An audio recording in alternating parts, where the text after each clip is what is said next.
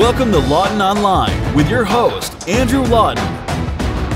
He's locked, loaded, and ready to fire. Lawton Online starts right now.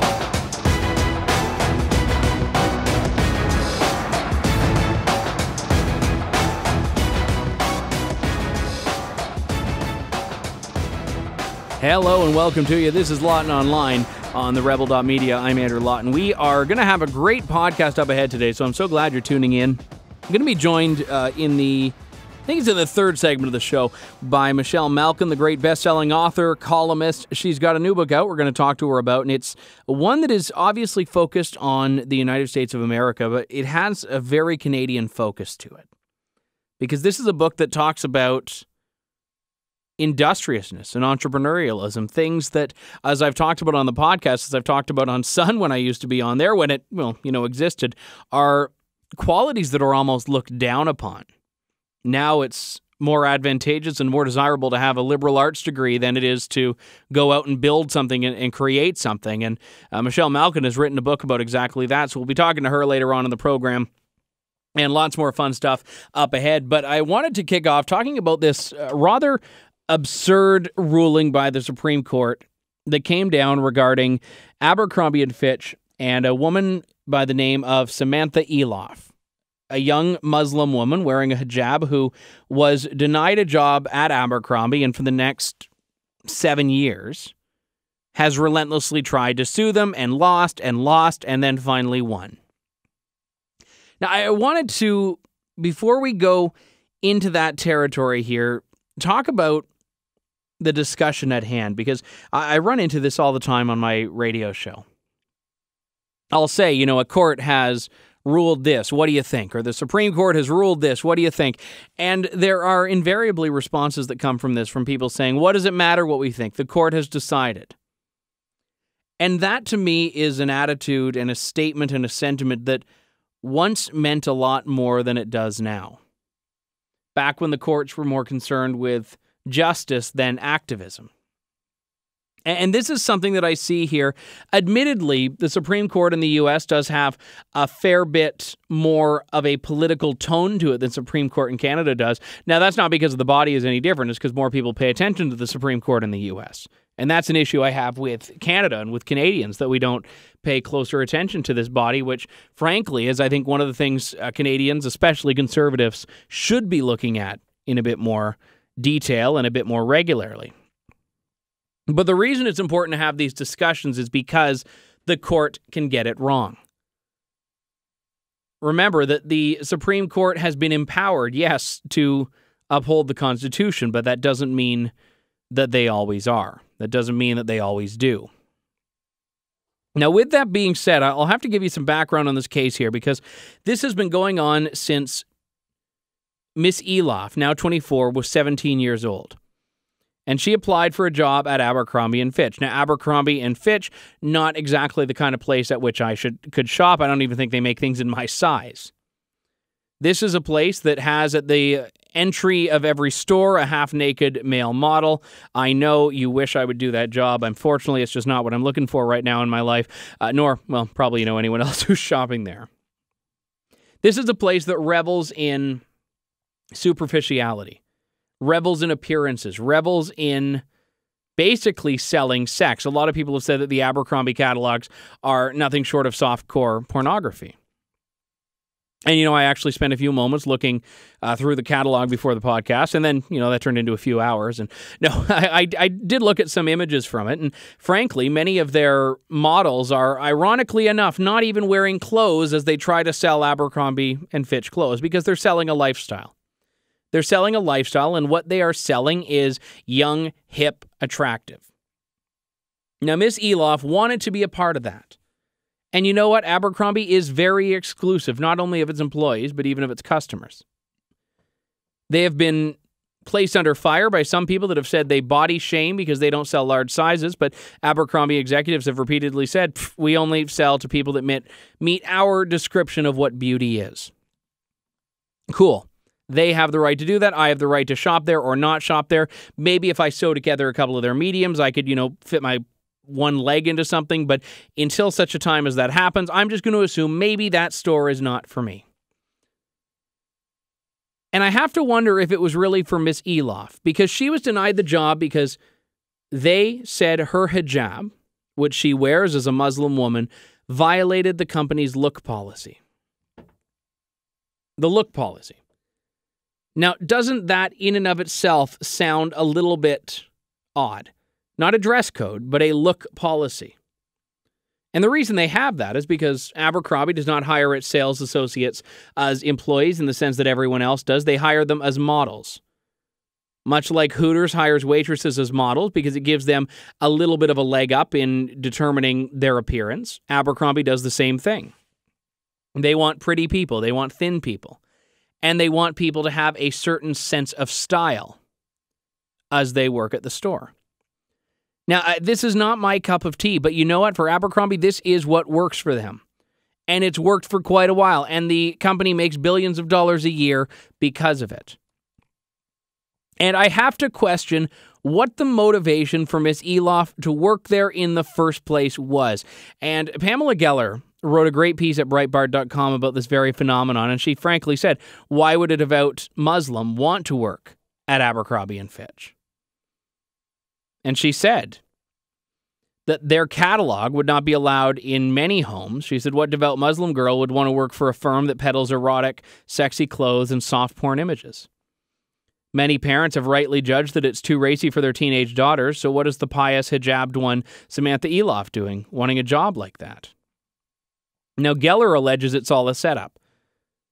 She says it's one of these ongoing examples we see through the likes of Hamas and CARE to force major American business to accommodate Islamic norms, and this time they actually won the aid of the Supreme Court. And it's not unprecedented. I remember Target won something a while back, and I think it was in Minnesota, where Muslim employees said they shouldn't have to sell infidels' pork products. And that was upheld. Muslims were allowed to take a step back and not have to touch anything, even in packaging. Now, I don't know for sure, but Geller's assertion is that Eloff never wanted the job, she just wanted the fight. And you know what? That makes sense, because I would not want to work at a place that was so diametrically opposed to my values, so diametrically opposed to my views and my vision and what I thought was right. And I have to wonder why only Justice Clarence Thomas would fight against this, why only he would dissent on this. Could it be that the look policy itself is what's unconstitutional? Because I don't think that anyone, apart from a Muslim, would have been able to take Abercrombie & Fitch to court over being discriminated against and win like Miss Eloff did. And the reason I say that is because Abercrombie has one of the strictest sets of rules and guidelines for how people must look of any company I've ever seen. And I've looked into this in quite a great level of detail. Workers are sent home if they have a decal on their fingernail or fired. If you have a 5 o'clock shadow, you can get sent home. If you have traces of eyeliner, you can get sent home. If you have certain highlights that your manager sees as unacceptable, you can get sent home. And they don't even let employees wear the color black because they do not like the color. They do not make clothing that is black, apparently. And it's something that I don't get, nor do I think most people get, that they have this strict set of guidelines, but it's not my place to do that. It's not my place to tell any company what circumstances they can or can't use to determine how someone should dress. And, you know, just for fun here, I'm looking at a copy of a few pages from Abercrombie's look policy. Now, the full policy has never been made available, but there have been sections of it that has. And one of them that I'm looking at here has hair. Acceptable or unacceptable. It's acceptable to have sun-kissed hair with subtle highlighting and naturally looking lightened hair. I don't know if my hair is sun-kissed, so I'll have to ask someone for help on that. You can have natural-looking color variations. You can have naturally shaded hair, but you cannot have anything that's two-tone. You can't have anything that's overly contrasted. You can't have anything that looks, quote-unquote, extreme. And they get to decide what extreme is. You can't wear a baseball cap. You can't wear religious headgear unless you've been given an exemption. But it's not inherent, and you have to ask for it. And in this case, Elof was not given it, clearly. And even other factors, like jewelry. You cannot have any jewelry that stands out. You can't have any colored fingernail polish. And you can't have nails that are longer than 1/4 of an inch. And the list goes on and on. And I don't say this to give you a primer for what you need to look like if you want to get a job here, but I'm telling you that headdress is one of dozens and dozens and dozens of categories that they use to determine employees. And I would be willing to bet that there are a heck of a lot more employees who have been discriminated against because of their hair color, their body size, and their fingernail length than because they were Muslims. But only one can become the darling of America because of the perceived victim group that has now been elevated to chief victims of 2015, and that is Islam. Islam is, of course, one example. You also have other victim groups that are elevated to the same level of status, certain gay lobby groups, transgender, etc. Heck, Bruce Jenner, I suppose Caitlyn now might even be able to get a job at Abercrombie if they, just make sure the hair stays in a one-tone color and don't put on a hijab. But the reality is here, this was political from the get-go. And Al Jazeera, of course, wrote this glowing piece about Samantha, about Miss Elof. Glowing piece talking about how the Council on American Islamic Relations, CARE, has welcomed this. She said this is a campaign for civil liberties for Muslim communities. They've called it a historic ruling. They've applauded the plaintiff's courage. What happened was she was wearing the hijab at the interview, but did not say that she wanted the accommodation. She didn't even ask for it. She assumed that she would get it, and assumption is a very wrong thing. They still interviewed her. They still went through the process. I wish they would have just said, no, we're not hiring you because you're a brat, but unfortunately they didn't have the foresight to do that at the time. Now, the Equal Employment Opportunity Commission has said, and this is very interesting, that more complaints are filed by Muslims for discrimination than any other religious group. Well, Islam is among the few religious groups that would actually require changes to dress codes. Most Christians don't have specific attire they wear, maybe a crucifix or maybe a cross necklace, but most Jews are not wearing yarmulkes or any other form of Jewish garb. Some do, but not in the volume that Muslims do in North America. Hertz Company is an interesting example here that's been subject to such litigation as well. And they've actually bent over backwards to accommodate Muslim workers. They give prayer rooms. They have prayer times. They just didn't want Muslim workers to leave to pray outside of scheduled break times. You could pray before or after work, but no. And Pamela Geller had reported on this a while ago. She said this imposes Islam on everyone else. Just as Elof wanted to do by demanding they change their dress code, give up their right to set a public tone of their company. And after the initial surrender on Hertz's part, Geller writes, Muslim workers began suing Hertz, charging Islamophobia. It didn't matter that Hertz had accommodated, they just didn't want to let people pray on work time, and that was something that apparently got them called Islamophobic. And the list goes on and on and on. If anything, it's more dangerous to have a Muslim employee, not because of a risk to damaging your company's image, but because of exposing yourself to the risk of the lawsuit, lest you apparently say or do the wrong thing. And again, 8-1. This was not a narrow Supreme Court vote. And it doesn't even matter, in a sense. The reason I say that is because the battle is being waged in culture and not the courts anyway on this. And the so-called look policy of Abercrombie, I could not care less about it. I really couldn't. I want people to shop at a store that gives them clothes they want. I want people to work at a place that lets them dress however they want, or that makes them dress in a way that they find acceptable.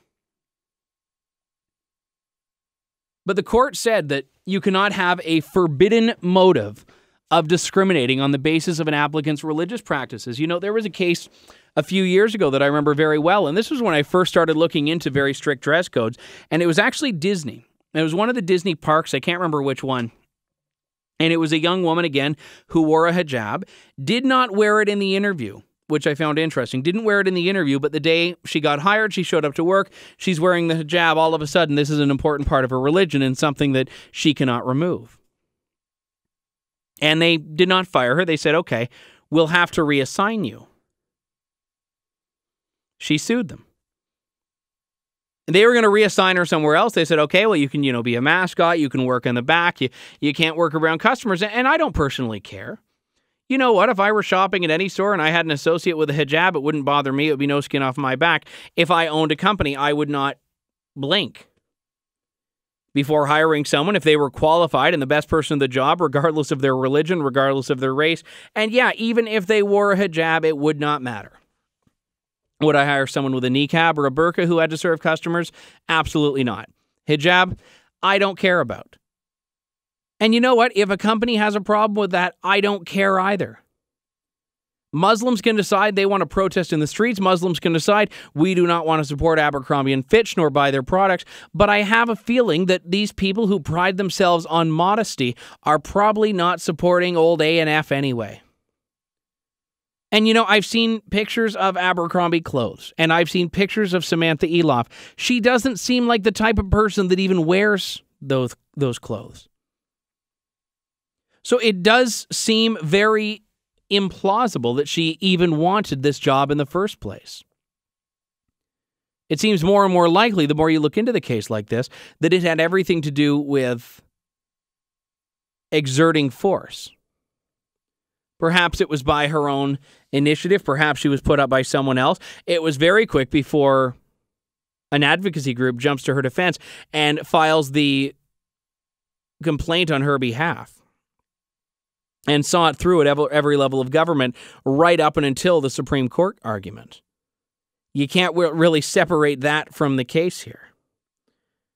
And, I remember a couple of weeks ago, I was talking about a case, I think it was at Loblaw in Ottawa, with some young male cashier who had funky hair, and he was crying discrimination because they wouldn't let him have his funky hairdo because customers found it distracting. And despite the fact that you're looking at, in one case, a gay kid with funky hair, and in another case, a Muslim girl with a hijab, the cases are the same.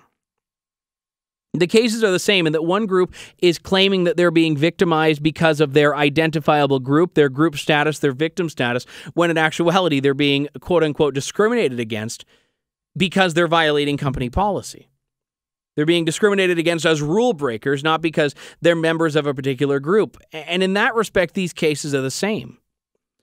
And now the law has caught up with the politically correct social justice crowd, and now the courts themselves are vilifying private companies in the same way that the lynch mobs of the human rights activists or so-called human rights activists are. And that's where we've gotten into a very dangerous territory here. We can't even rely on the courts to make the right call and hope that the truth eventually will stand out and will hold. Because no. Now the Supreme Court is ruling based on political correctness as well. That seems to be the case here. And it's shameful. It's absolutely shameful. And Justice Antonin Scalia said, this is really easy. All that has to happen, all that has to be proven is that the religion factored in to the hiring decision. It doesn't even need to have been the primary reason. It just needed to have factored in. And apparently Abercrombie did a very bad job at hiding that. But whatever happened to just deciding for yourself whether or not you want to work somewhere that is going to be better at allowing you to express your individuality? Now, I don't know not being a constitutional lawyer in the U.S., if this means the end for the look policy, the end for the religious side of it, the end for the head policy, or if this is just a standalone case. I don't know what will happen there. And I don't care about Samantha Eloff's future. I don't care about Abercrombie & Fitch's future. But what I care about is the blatant hypocrisy here. And on one hand, the right of a Muslim girl to wear her hijab and get a job at a company that doesn't want to hire her is somehow of greater value than the religious freedom of a baker that doesn't want to bake a cake for a gay wedding. Why is religious freedom in one case acceptable and not in the other? Why can we not even have an equal application of religious freedom? Because it has nothing to do with actual freedom and everything to do with social engineering. We got to take a break here. More Lawton Online coming up in just a couple of moments on TheRebel.media. Stay tuned.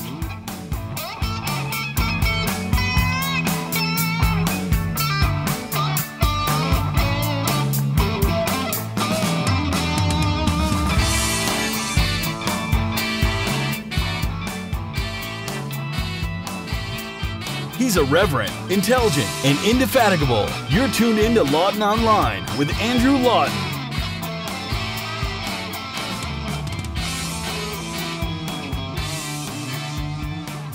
Welcome back to the program. I wanted to spend a few minutes talking about this rather bizarre case out of Brampton about the soccer game between a publicly funded Catholic school and a private Islamic school. Now, this sounds like the beginning of a sitcom or some joke. I mean, okay, so a bunch of private Muslim school students and a bunch of Catholic students come together to play soccer. But it's not a joke. As a matter of fact, it's an example of where an egregious injustice occurred, for which I'm not sure there has been much in the way of reparations. It happened last week. And it happened in Brampton. Now, Brampton is a multicultural place. Brampton, if you've never been there, it's a suburb of, not a suburb of Toronto, but it's a city in the greater Toronto area in Ontario. And it's a city that has among the highest rate of minorities and immigrants. Because you know what, in Brampton, I think you are actually a minority if you're a white Canadian living there. So they're no stranger to different cultures. Now, the problem in this particular case is that some cultures have values that don't put men and women on the same plane. And that was what happened in this case. It was a soccer game. It was part of WASA and OFSA, which are two athletic associations that incorporate not only public schools in Ontario, but also private schools and separate schools, being the Catholic education providers. And what happened here is that the Islamic Society of North America High School, ISNA, was losing 3-1 against the team from Robert F. Hall Catholic School. Now, that team happened to have on it 2 female players. Now, under OFSA and WASA rules, if you are a team and you do not have enough players to make an all-female team, the females can play on the male team. This is a rule that has been accepted by pretty much everyone in the league, and it's a rule that should have been known and probably was known by ISNA when they joined those associations. Maybe they forgot. Who am I to judge? So what happened was, at the halfway point of the game, for whatever reason, this was the only time at which the coach of that team noticed that there were 2 females on the other team. Now, of course, it had absolutely nothing to do with the fact that they were losing. Of course, it had nothing to do that they were losing to a team with girls on it. They just decided it was the appropriate time to invoke the "we're Muslims, we can't engage in, quote, free mixing," unquote, with the opposite sex. Soccer is not a full contact sport. Maybe an ankle brushes against another ankle, but for the most part, that's about it. I don't quite see what the issue is. No one was asking them to go to the sauna together. No one was asking them to share a change room. So I'm still convinced that this is not a case of a religious belief that is sexist as much as it's a case of being sore losers. The good news is that even after the game finally finished, ISNA still lost, this time 6-1. And I'm glad they did. Because they gave what amounted to an ultimatum to the Robert F. Hall Catholic School. They said, look, we are going to have to leave this game unless these girls sit out. Now, Candace Malcolm in the Toronto Sun wrote what I think is a very apt response to this. She said, quote, "This is the kind of request that should not be accommodated by polite society." And she's right. There was nothing voluntary about this. These girls were put in a very difficult position because had the ISNA team actually forfeited the game, then Robert F. Hall wouldn't have been able to advance in the tournament because they wouldn't have had the score that they needed to do so. So it wasn't enough just to win the game. They actually needed to earn the victory in order to advance. So the girls had to put the interest of the team forward. And having done a couple of interviews about this since then, they've said that it was quite reluctant. One of them said, yeah, she's all for religious freedom, but what about her freedom to play soccer? What about her freedom to play the game that she likes, the game that she signed up for, and play for the team that she has qualified for? That, to me, doesn't seem to be a very unreasonable request for this girl, for any student. Look, if you've made the tryouts, then yeah, you're a member of that team.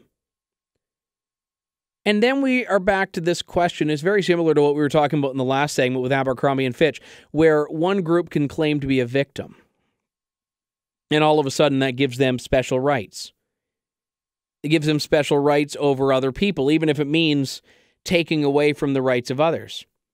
Now, what's very distinct about the case we're talking about now from the Abercrombie and Fitch case we talked about at the top of the show is that the Abercrombie and Fitch case, okay, whose rights are discriminated against by the Supreme Court case, a multi-billion-dollar corporation. Still, someone who should have rights, definitely.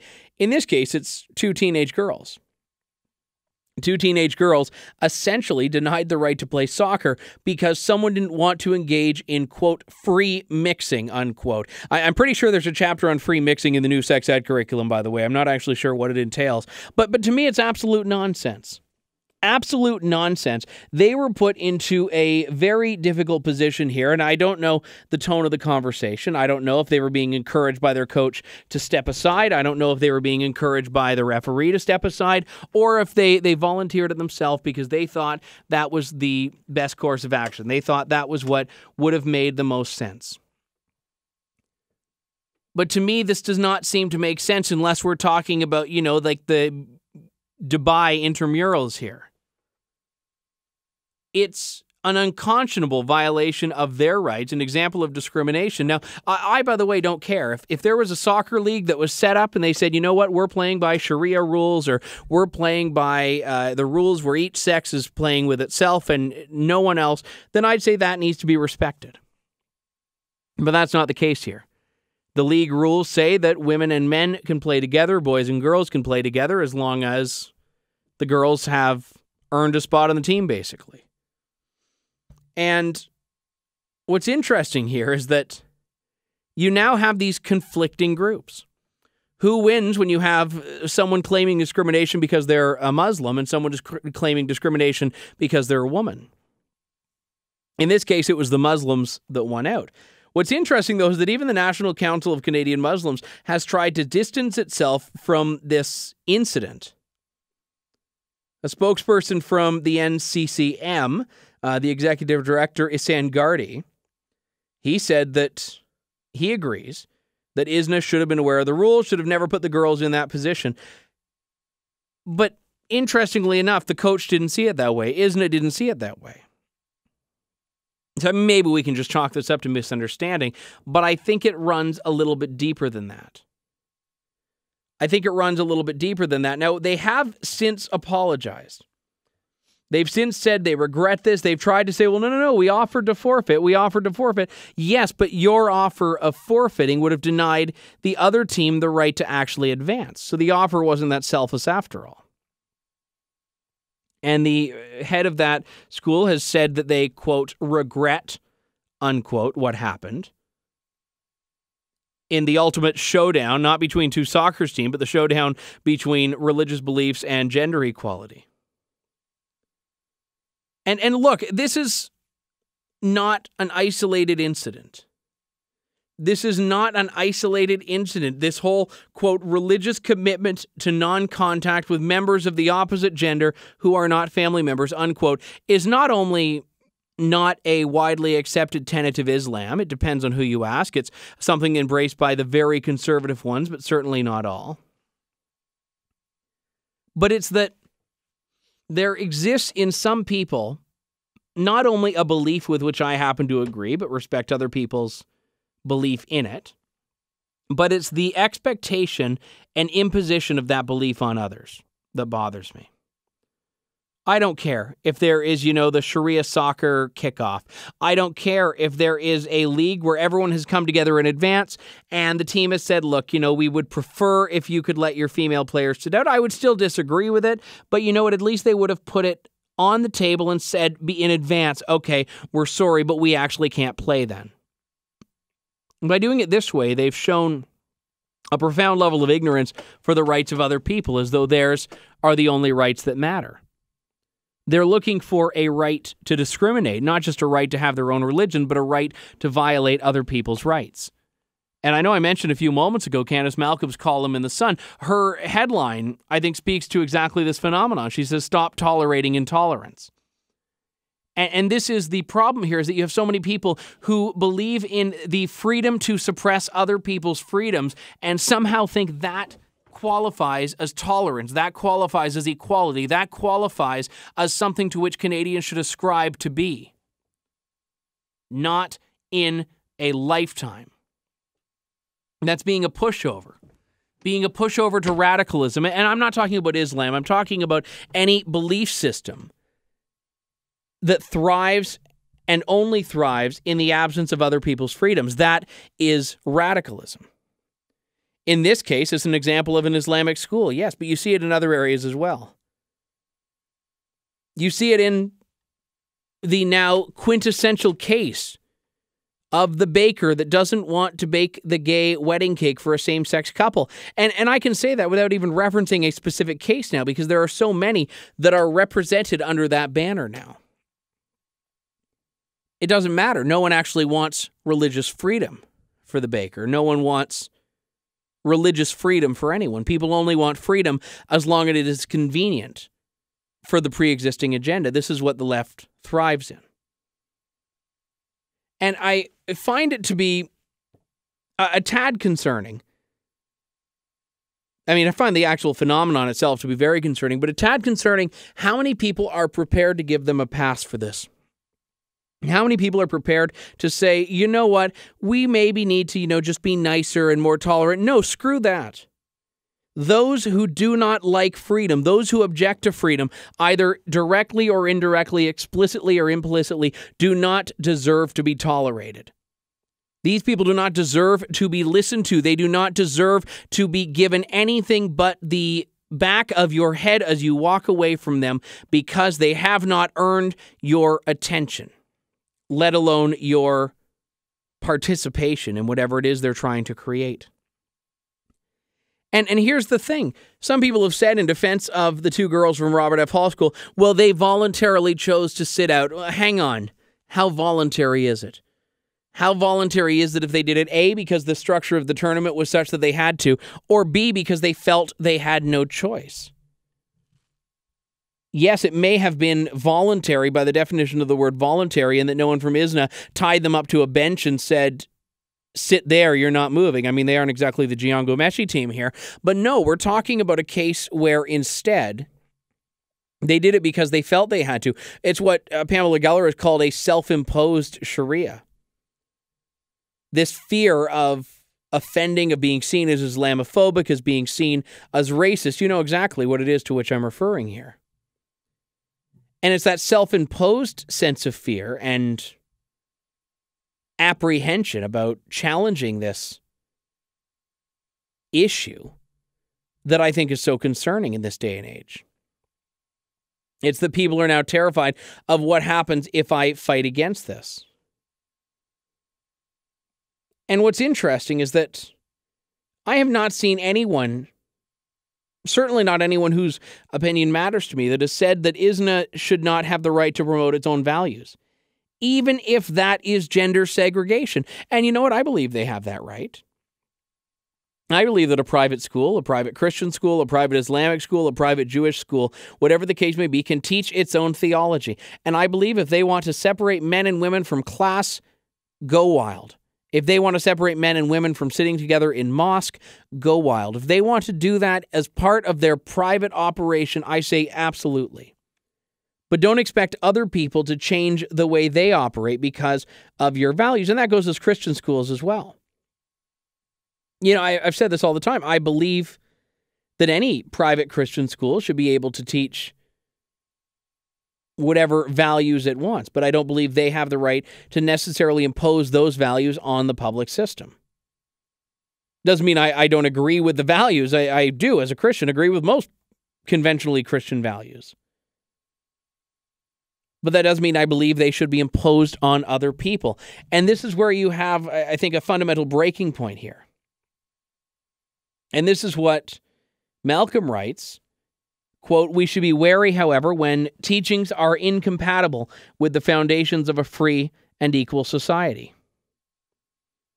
And she takes it out of this context and puts it into another quite aptly. She says, imagine if this request had been made at an office, on a bus, or a restaurant. Sooner or later, these young Muslim men will have to, quote, mix with women, unquote. And yes, she's right. But to me, that's not even necessarily the most pertinent part of this. Because no, it's not my responsibility to tell ISNA how they should or should not teach their men to commingle or not mingle at all.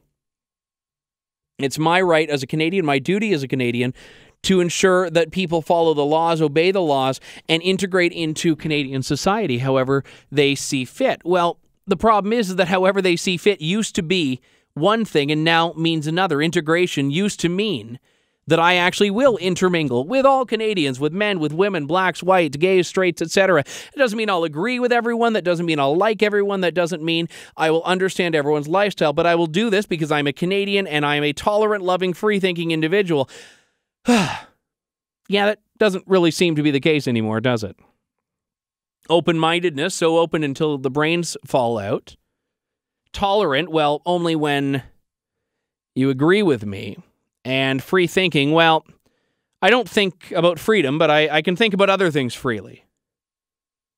And then we have the breaking point of the so-called fight for freedom, in that most of those who ask for it are not actually looking for, as I mentioned a few moments ago, true freedom. They're looking for their own freedom, but no one else's. ISNA is looking for religious freedom, yes, but they're not looking for gender equity. They're not looking for same-sex relationship equality. They're not looking for anything else. And I get it. People are concerned with themselves. I'm concerned with myself. I think Ayn Rand would be very proud of all of us.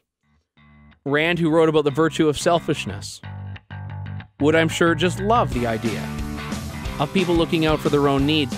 But there's a difference between that and fighting for rights that will deliberately infringe on those of others. And that is ultimately inexcusable. Over a soccer game, in a restaurant, in a boardroom, on a bus, or on a sidewalk, it is never acceptable. We got to take a break here. When we come back, talking to Michelle Malkin about her new book here on Lawton Online on TheRebel.media. Stay tuned.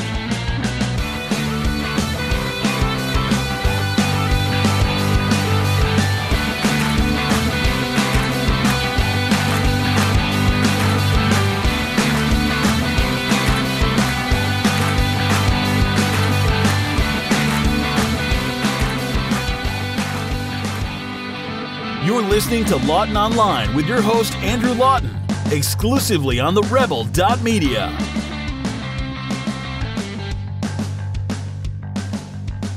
Welcome back to Lawton Online on TheRebel.media. Before I introduce my next guest, I wanted to play for you some very inspirational, more like inspirational words from the leader of the free world. If you've been successful, you didn't get there on your own. You didn't get there on your own. I'm always struck by people who think, well, it must be because I was just so smart. There are a lot of smart people out there. It must be because I worked harder than everybody else. Let me tell you something. There are a whole bunch of hard-working people out there.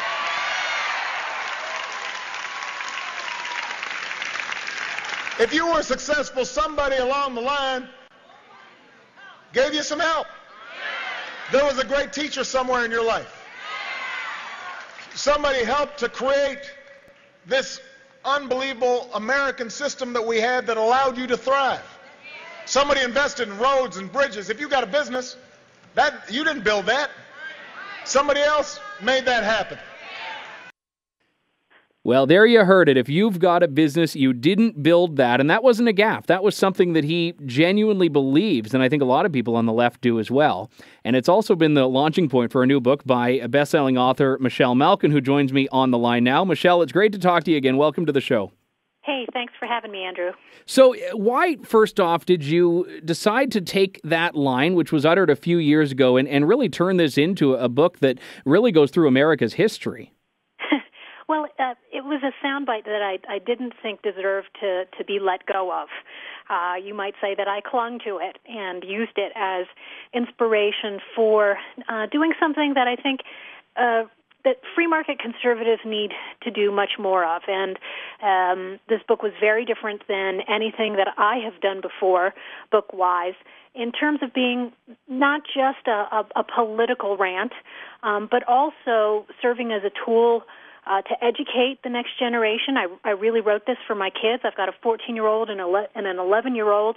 I wanted to put something on the shelves that homeschoolers or parents of really children of any age and whatever mechanism of delivery you've chosen for your kids, to be able to take it off the shelves and read these stories out loud and fill a void and a vacuum that certainly has been left by the White House when it comes to teaching children here in America and, of course, in Canada and anywhere else about what drives economic progress and innovation, and to do it through stories of unsung inventors and people that I call tinkerpreneurs. I have to ask, what is that?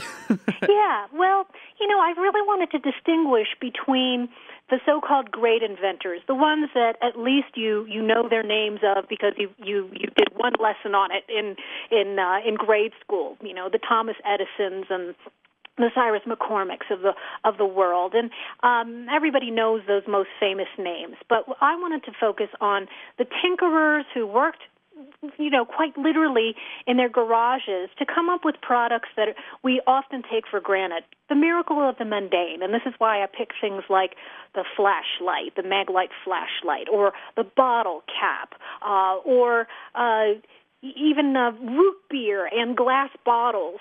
So, everybody knows someone like this still, your father, your grandfather, if you have handy women in the family, people who never let things rest, people who have a vision of doing something that's going to improve people's daily lives and then never giving up on improving that product. One of the things that's interesting about a lot of these innovations, too, is that they were made by people that had little more than a grade school education. If we go back to some of the early inventions from the 19th century and even before that, and even now, some of the great inventions are by, post-secondary education dropouts. Yeah, I thought that was really important to emphasize, and of course, we've learned, or we used to learn when we were in grade school, about the rags to riches cases and the Horatio Algers of the world. But many of the inventors that I highlight, the tinkerpreneurs that I highlight, were largely self-taught and certainly self-made. And a lot of this, of course, came from learning from their fathers, at their foot in the garages, and being in the business of making and building, truly making and building. I mean, you hear a lot about this rhetoric from the White House. They hold these science fairs. In a couple of weeks, they're going to have a national, quote-unquote, maker fair. And you think about and contemplate the man who holds office at 1600 Pennsylvania Avenue in Washington, D.C., who couldn't make his way out of a paper bag. A lot of these skills, of course, are not taught in the public schools. And so I wanted to illuminate that as well as use these as history lessons to make sure that the next generation of makers and builders understand the founding principles that allowed people to pursue, yes, profit and private success in the free market, because much of that, of course, is constitutionally derived, and unfortunately, thanks to progressives in the United States, it's under fire as well. One of the things that's really interesting about the book, and I'm still making my way through it, but as you mentioned earlier, it's not a political rant. This is a narrative about history, certainly with an American tone, obviously, but I think it's a human history thing as well, because you see a lot of resilience that people have faced in adversity when you look at a lot of these inventions, and even yourself, you weren't born to a background that people would say now was one of privilege. You've worked your way up through the ranks, and in addition to being a writer, you've built businesses that have been sold. You've created that. And contrary to what the president might say, I would say you did build that. That's right.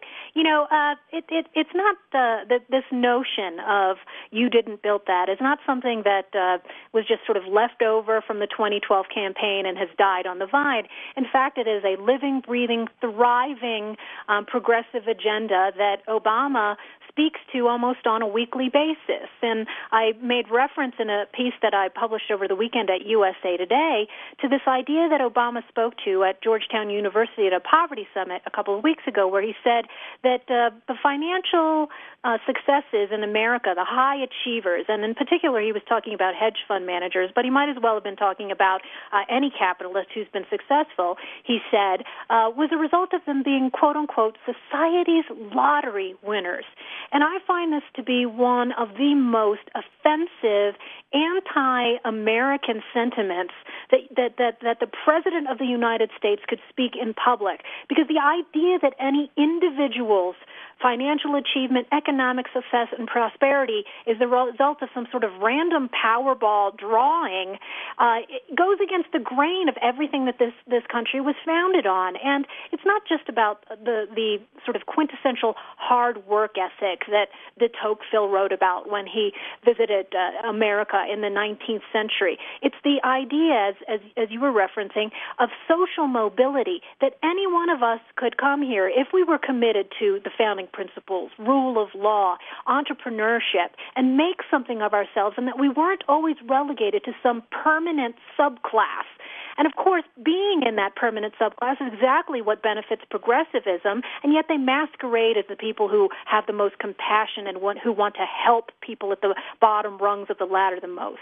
Yeah, and this is something that obviously reached a head a few years ago with the Occupy Wall Street movement, but it's been existing on the left since long before then and still exists today. And you, I think, accurately call it in the book wealth shaming. And we see this pillorying on every front of the so-called 1%. People tend to forget that, hey, these are the people that drive the economy. They employ hundreds of thousands, millions of people. They put billions of dollars in taxes into the broader, sort of social purse that other people benefit from as well. And yet it's such a source for fodder as these people are turned into punching bags by these, as you say, wealth shamers.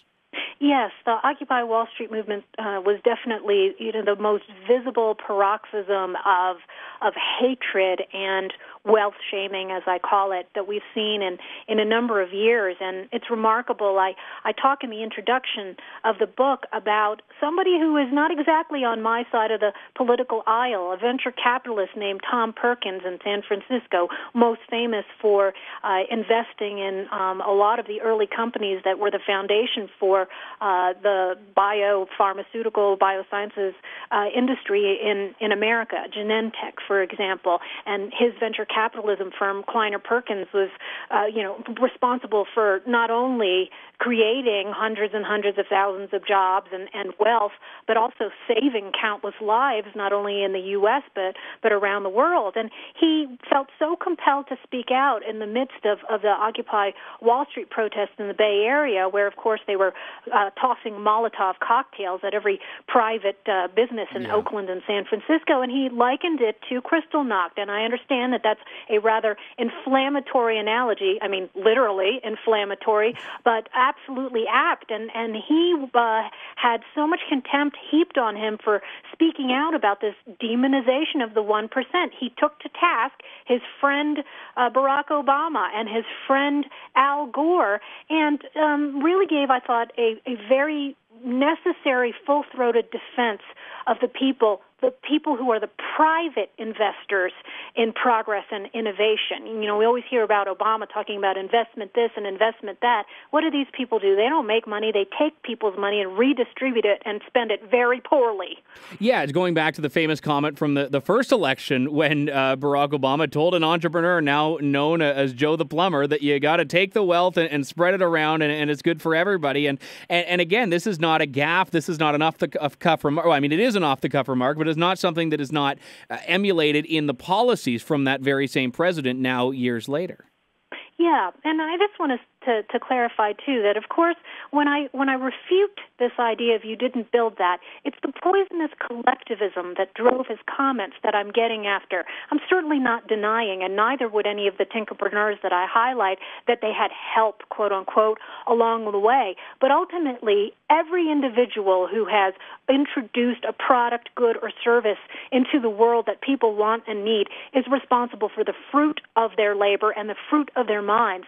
And that's what the Founding Fathers respected and understood. If it was rewarded, would reward the public at large. That's what's embedded in Article 1, Section 8 of the Constitution that protects explicitly the intellectual property rights of entrepreneurs and innovators and inventors. And it's this idea that somehow private capitalists should be ashamed because they don't care enough about poor people, that they're not working in the public interest, that somehow they are so selfish because all they want to do is make money, make money, make money. And this turns American history on its head because everyone from George Washington to Thomas Jefferson to Abraham Lincoln, who was and remains the only American president to hold a patent, understood that the fuel of interest, in other words, profit, was something that would motivate the fire of genius in this country. I wanted to bring the discussion briefly to the future here because you mentioned earlier, and I think quite eloquently, that this is a book you're writing for your children. This is a book that I think can certainly impact the next generation. And when we look at the educational world that the U.S. is sort of creating now, we have Common Core, and we're seeing this in Canada as well, not by that name, but, you know, the once sacred principles of, you know, reading, writing, arithmetic being diluted and becoming more about social justice and other things like that. Is there a sense of confidence or a sense of fear you have that we could turn the tide in the other direction moving forward, that we can bring back this embrace of entrepreneurialism rather than a rejection of it? Well, I'm going to keep raging against the darkness of progressive forces in education, and this was my, you know, constructive solution to seeing, the corrosion of teaching of American history and inculcation of our values. But I have to say, Andrew, that I am very, very apprehensive about the rot that's gone on for decades and decades now in the public schools. And in particular, the reason I'm worried is not so much that the left has dominated academic circles and teachers, graduate schools, and all this for so long, and the tenured radicals and in the ivory tower, but it's the fact that so many people who are supposedly on my side of the aisle, Republican governors, people like Jeb Bush and Mike Huckabee, who are both now running for president, have joined in common cause with these radical progressives to use the power of the federal government, in some cases, of course, to profit big businesses and provide crony contracts to Common Core textbook makers and technology publishers. But also, of course, many of them actually really, truly believe that this is going to benefit our children. And I've seen the effects of it in the classroom. This is why I'm homeschooling our youngest, who's 11. My husband and I just decided that, it's time to do it ourselves. And I believe that more parents, not only in the U.S., but in North America in general, are doing the same thing, taking matters into their own hands. I guess the last question I'd ask you is, who is, you think, someone that you've studied or researched in the course of writing this book that's not necessarily a household name like the Edisons or the Teslas, that you think more people, that the next generation should know about? Well, the first chapter is dedicated to an incredible man that I got to meet in person, Anthony Maglica, who is the founder and CEO of Mag Instruments Company. The Mag light, flashlight, is really an iconic torch of freedom used by law enforcement officials around the world, and it literally saving lives in so many cases. I reprint some astonishing letters from first responders who've talked about their experiences where their Maglite flashlight saved their lives and the lives of people that they were rescuing, which is incredible. But it's really the quintessential American dream, because he came to the U.S. with nothing. He expected nothing except for the opportunity to try and make it and succeed. And so I tell his amazing journey from off the coast of Croatia on this tiny little island to New York, through Colorado, and to Southern California. And what I found so inspiring was this is a man who is 84 years old, who still goes to his factory at 6 o'clock in the morning every day and is the last to leave after his 800 employees have clocked out, and has absolutely no desire to quit. And it's this universal story that should touch anyone, whatever their color or background or family history or political affiliation is. And it's stories like this, I think, that deserve a lot more attention than they get in Washington, D.C. or on cable TV. Yeah, and you know what? Before picking up the book, I had heard of Maglite, but I had never heard of Anthony Maglica. So I'm so glad you brought that story to me and all who otherwise pick up the book. Yeah. Well, Andrew, it was definitely a joy to talk to you. And I have to say that, when you're kind of in the wear and tear every day of this 24/7 social media environment, and, it seems like, it's time to give up hope and just give up. This is the reason why I wrote these stories. And I derive so much inspiration from not only the past history, but the next generation. The last chapter in the book is about the next generation of makers who are involved in prosthetic technology here in the United States. Absolutely incredible, and there are a lot of young people who certainly understand what we need to do to move forward and really achieve progress in this country. Absolutely, and the first step is picking up a copy of the book, Who Built That? The Awe-Inspiring Stories of American Tinkerpreneurs, which was released just last week. Michelle Malkin, the author. So great to talk to you again, and thank you so much for writing this book and for your time today. I really appreciate it. My pleasure. Thanks, Andrew. We've got to take a bit of a break here, but we'll be back with more Lawton Online in just a moment or so. Stay tuned.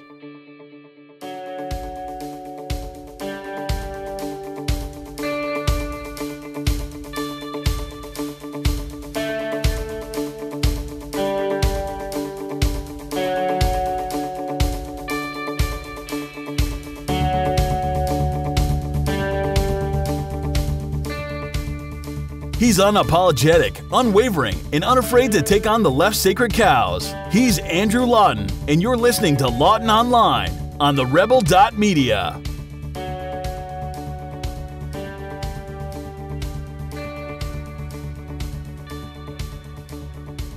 Welcome back to the program.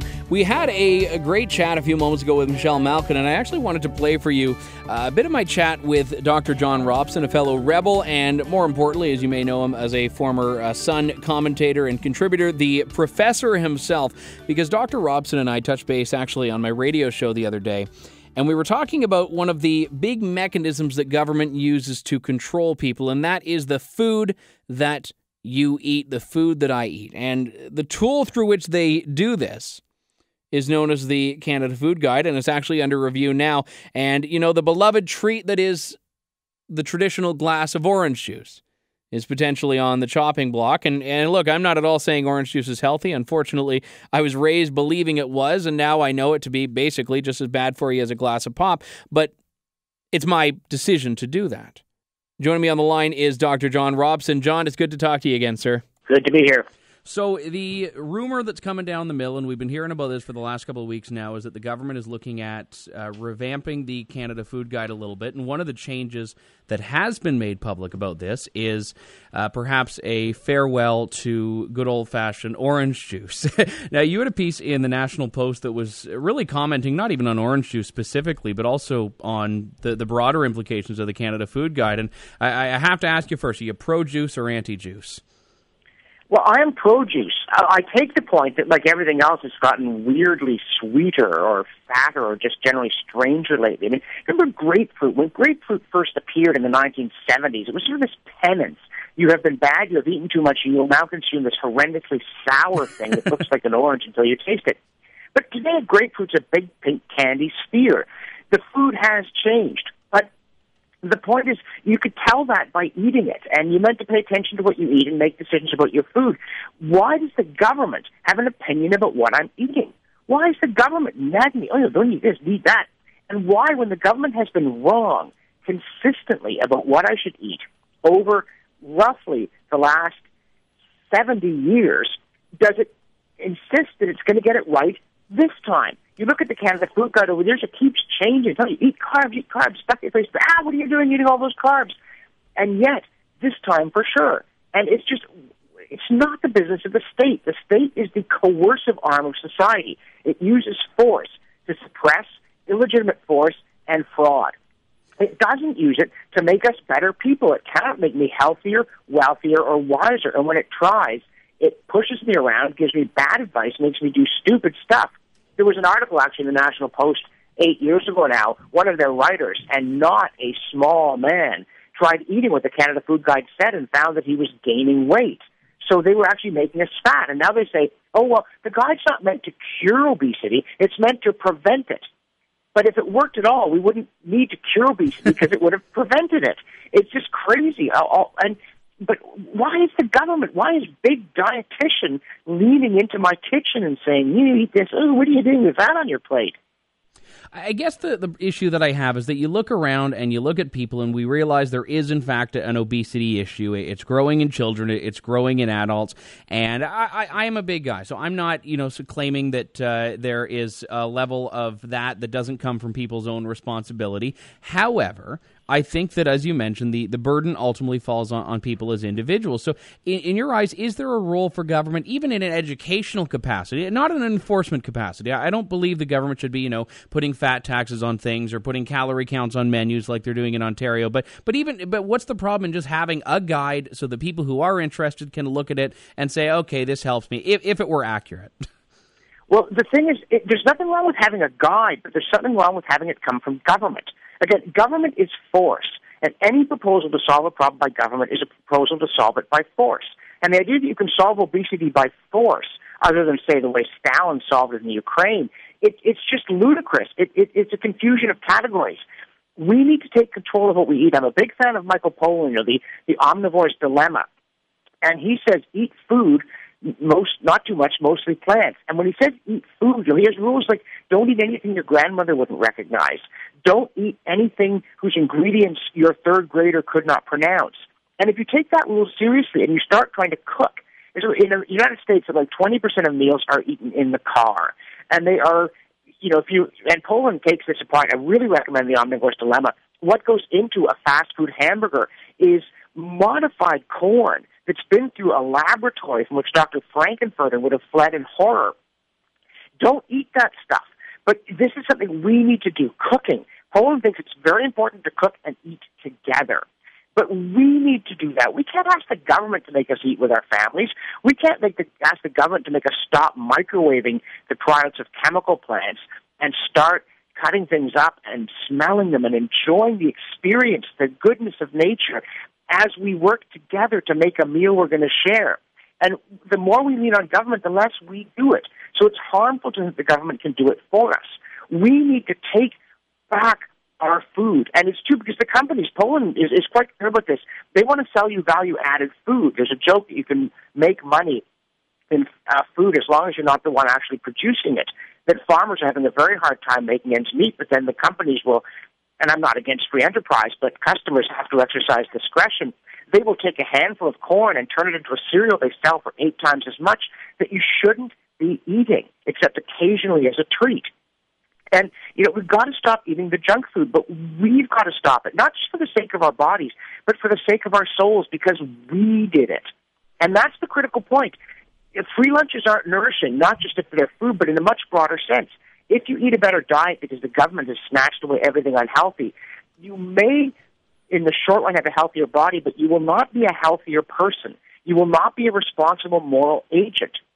And even, sharing the preparation of food with your children is a vital part of real family life. Everybody with the earbuds in eating what they personally ordered at the drive-thru is not. It's not even a facsimile of it. Now, what you're describing is absolutely correct, but it's also not working. So where is that line that we can say, okay, we need to cross over into this being great in theory and this being actually embraced widespread? Because it's not even like we have an obesity rate that is holding firm. It is, in fact, growing. And this is happening not just in Canada, and in many parts of the world that have probably employed different strategies than Canada has to try to get it on track. Well, remember something Solzhenitsyn once said, that the line between good and evil does not run along international borders. It runs through the human heart. The place you have to do this is in your own home. One person at a time has to decide, am I going to do this or not? Am I going to make time to eat with my family? Am I going to put aside my selfishness? Am I going to put down the cell phone while I'm at the table? Because if I don't, my kids won't. But there's no, it's a mass movement, like most real mass movements, has to happen one person at a time. And Chesterton once said that every real act of rebellion must include a component of repentance. And we've got to admit that we have been making bad choices, each and every one of us, and I include myself. And we must make better choices one at a time. It's the only way the big problem will get solved. And no, we won't solve it for everybody. There will always be somebody whose lifestyle is unhealthy. But when there's mass unhealthy lifestyle, it doesn't get fixed by mass action. It gets fixed by each person making a decision that I will try to live this way. Oh, absolutely. But I'm trying to ask, how do we get to those individual people? Because unfortunately, and I don't like this, but it is the reality, the best mechanism we have for mass access is the state education system. Well, exactly. We need to reform that. We need to have vouchers and charter schools. We need to the state should make sure every parent can afford to educate their kid, and it should prosecute people who neglect their children, including their education, grossly. But it should turn education back over to the parents. Apparently the Canada Food Guide is the most demanded government document after the tax code. It's like, and I'm sure we all like to download the tax forms, I should say. But we cannot ask the state or our neighbor to do this for us. And that's how we're meant to reach people. We're doing it now. We're having this conversation. I'm telling people, read The Omnivore's Dilemma. It's a wonderful book. He's a professor at some, urban California university, the last person in the world you think would do this. But he got curious about food, what he was eating, and he decided, first of all, to take a fast food meal with his family. Went to the drive-thru, ate in the car, and then track back to where it came from, including the CAFOs, the concentrated animal feeding operations, that if they don't turn your stomach, you have no stomach. And then an organically prepared meal. This is how he meets Joel Salatin, this amazing libertarian lunatic environmentalist farmer in Virginia. That's the guy's own description. And then he goes and he actually gathers and hunts. He gets someone to teach him to hunt, which is not part of his experience before that, and how that meal is made, and meditates on the meaning of food in our lives. And we all have to do this. We've all got to think one at a time. If you are what you eat, it's not enough to order a hero sandwich, to steal a joke from the old Archie comic. It's part of who you are, and it's the setting in which you eat, and all of that, but it's got to come from the human heart, and those feet one at a time. And I was going to mention, there's another weird book called The Supper of the Lamb, written by an Episcopalian priest, about preparing a whole range of meals from a cut of lamb, and enjoying the miracle of creation in slicing open an onion and all this kind of stuff. But none of this happens when you eat pre-made food. And people eat far too much. These days it counts as cooking if you spread the peanut butter. It won't do. We are not here on earth to race through a series of false pleasures and then when it starts to hurt, have someone dispatch us painlessly. And as long as we think we are, we're not going to eat right. Nothing can make us eat right. We're downloading the Canada Food Guide, and look at us. But even if the food guide were accurate, it's the wrong way to do it. It's got to come from us thinking about our food, savoring our food, enjoying the texture of the ingredients, making time to be fully human. You can't have the government do that for you. They'll do it wrong, and it wouldn't be satisfying even if they did it right. Very well said, Dr. John Robson, journalist, filmmaker, and professor. Always a pleasure to talk to you, John. Thanks so much for your time today. Thanks for having me on the show. Stay tuned. More Lawton Online coming up in just a couple of moments on TheRebel.media.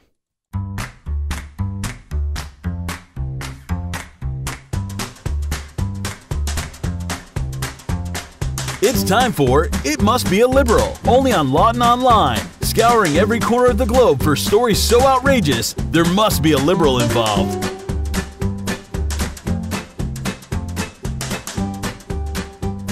You heard the man. It's time for It Must Be a Liberal, scouring every corner of the globe, from Wisconsin to Wichita to Wyoming to West Virginia and somewhere that's not in the U.S. as well, finding the stories so outrageous there must be a liberal involved.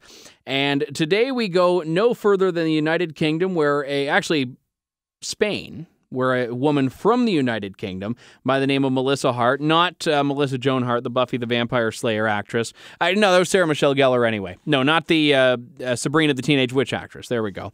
Otherwise, I forget, my 90s super starlets as they come up. But Melissa Hart was on a vacation in Gibraltar, and she approached at a sanctuary for animals of sorts a few Barbary macaques. Now, these are a breed of monkey that apparently are a little bit frisky. Two of them took a shine to her. They pulled at her clothes. She said they, quote, pawed me in my most intimate areas, unquote. Other people witnessed what happened and found it funny. But she was less amused. Before a warden came to her rescue, she said she felt very violated. She said, quote, I was being sexually assaulted, and these people all thought it was a great joke, unquote. She even went so far as to try to have them charged with sexual assault for the misfortune that she endured. She went to police, and they said that these animals, because they're monkeys, could not be held legally accountable. She pushed on, and according to one report in the Olive Press, one officer said, do you think you could pick your attacker out of a lineup? Well, struggling to keep a straight face, and I think, well, that was probably the end of that police report right there. I think it's safe to say that when you allow yourself to get pawed by monkeys and then try to have them charged with sexual assault, it's safe to say you must be a liberal. Big thanks to John Robson and Michelle Malkin for coming on the show, and of course for all of you for listening in. This is Lawton Online on TheRebel.media. I'm Andrew Lawton. We'll talk to you next week. Thanks for tuning in to Lawton Online. Check out TheRebel.media for lots more fearless content and commentary.